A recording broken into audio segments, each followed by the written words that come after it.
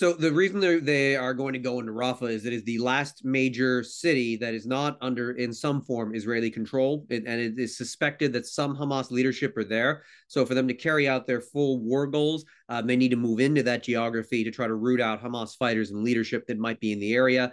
They also need to take control of the Philadelphia corridor, where they would be able to control the border with Egypt. There are some 1.9 million refugees that are supposedly about in that area. It's going to be very difficult for Israel to carry out military operations without causing civilian casualties, even at their lower tempo that they're carrying out right now. But civilian casualties will be inevitable. And perhaps on a more notable level, the humanitarian aid corridors will be disrupted again. And that's already putting a lot of Gazans who are at risk of famine, at risk of disease. That will increase those risks. Egyptians aren't exactly thrilled that the Israelis are going to be moving forces into that area. The Egyptians want to keep that area demilitarized, and they want to keep Israeli forces off that border, and they want to keep it as a corridor for Palestinian refugees. So the Americans would prefer there to be a ceasefire that would prevent there from being a full-scale assault on Rafah.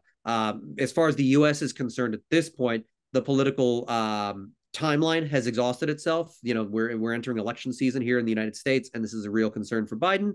And so the Americans wanted to bring the war to an end sooner rather than later, even if that's short of Israel's military objective of destroying Hamas. That is just the nature of modern warfare, is that Israel has no military-only solution to Hamas. It has to have a political solution.